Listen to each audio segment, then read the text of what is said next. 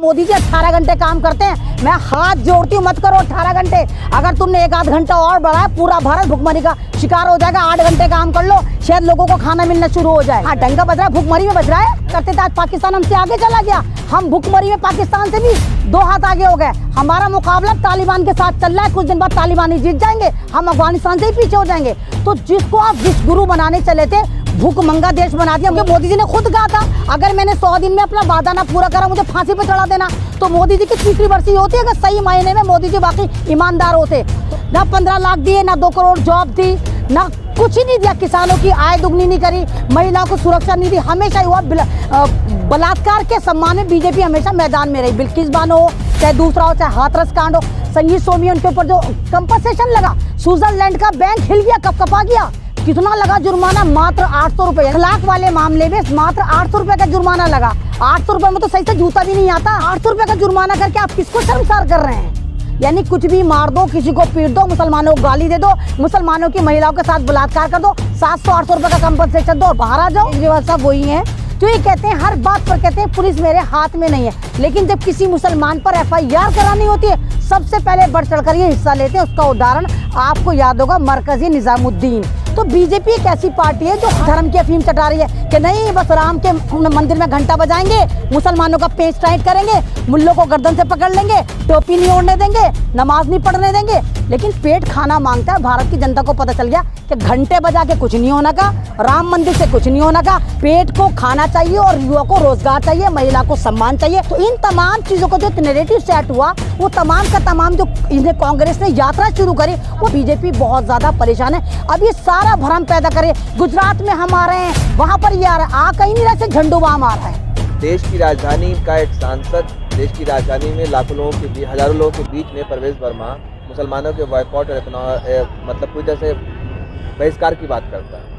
देखो, इस सरकार के पास एजेंडे तो है नहीं, और एजेंडे के नाम पे इनके पास एक मुसलमान है, और मुसलमान के नाम पे इनके पास एक घृणा, एक नफरत आ जाती है कि बस इनको हर जगह मुसलमान का एंगल फिट करना है।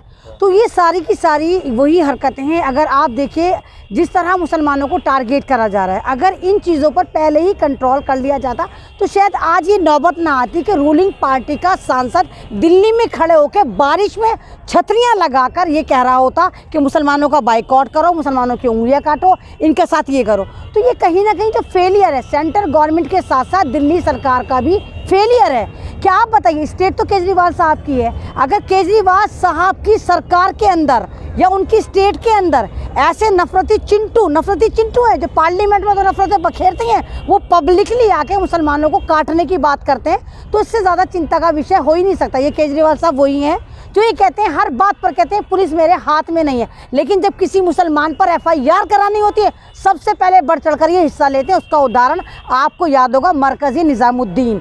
वहाँ पर किस तरह इन्होंने ड्रामे करे थे, किस तरह ये डेटे देते थे, किस तरह कोरोना का जिम्मेदार ठहराया था मुसलमानों को, तबलीगी जमात को। तो केजरीवाल का तो दोहरा रोल है। अब केजरीवाल एक फंडा लेकर आए, कहते हैं जी मैं तो हनुमान भक्त हूँ।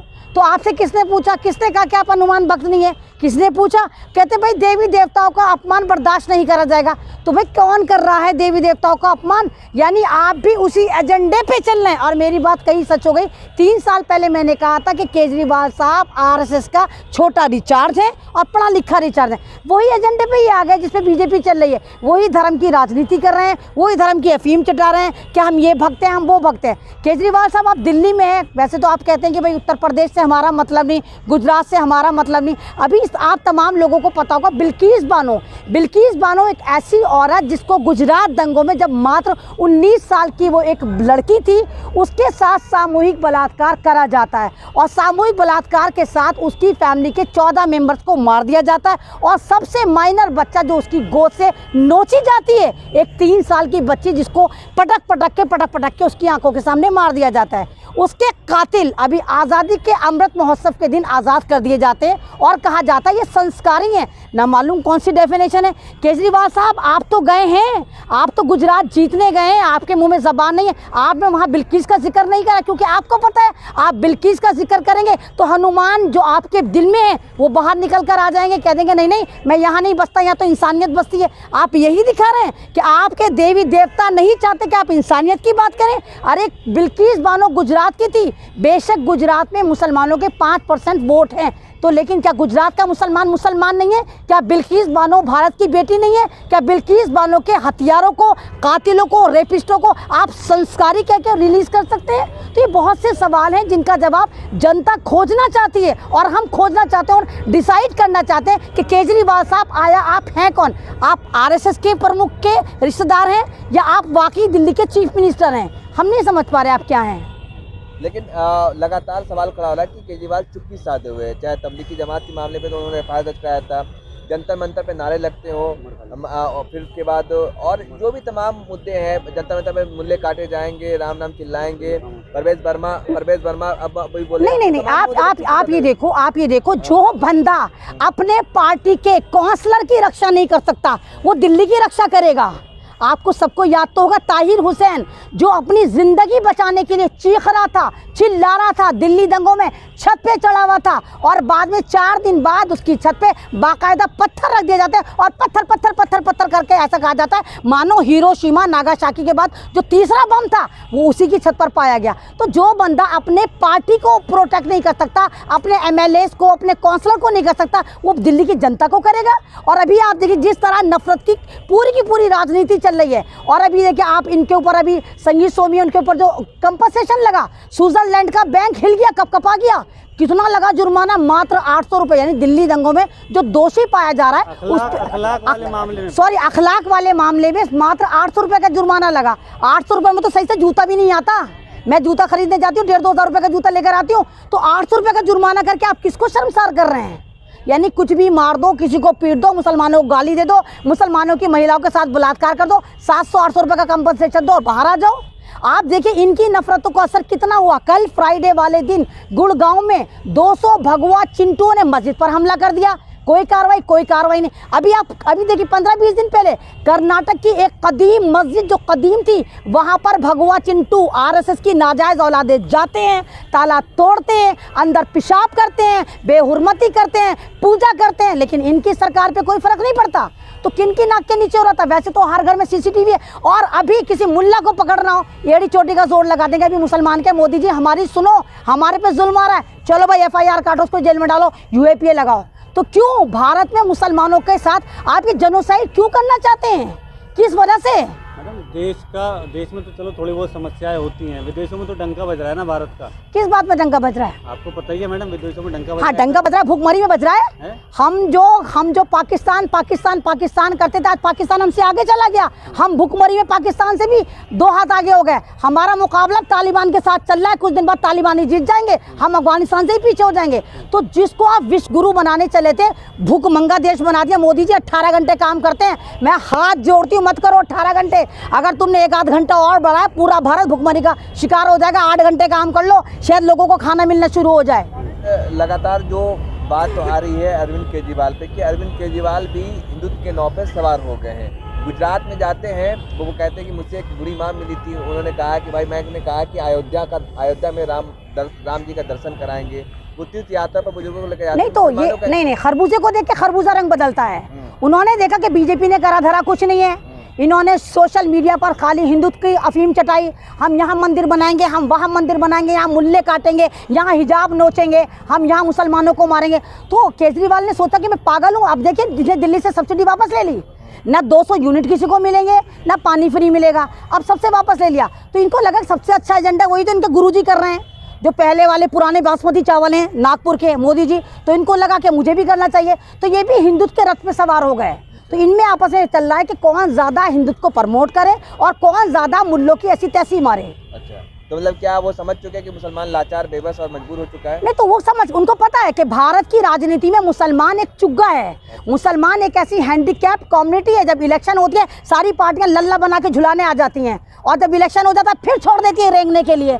तो मुसलमान का रोल बिल्कुल ऐसा ही है जैसे आप खाने में दाल में हींग का तड़का मारते हैं ना, जायका आता है। तो मुसलमान बिल्कुल भारत में ऐसा ही है, नमक के मानंद है कि बिना मुसलमान के कोई भी पार्टी पॉलिटिक्स कर ही नहीं सकती और बाद में कहती है मुल्लों से हार है। तो ये सब चीज़ें, कोई मुसलमानों का हमदर्द नहीं है, बहुत कम है। मुसलमानों को खुद सोचना पड़ेगा वो किस तरफ जा रहे हैं। अच्छा, और कांग्रेस को लेकर क्या देखती हैं आप? देखिए भारत जोड़ो यात्रा चल रही है, मेरे ख्याल से तो शायद कांग्रेस को भी नहीं पता था कि ये इतनी कामयाब होगी।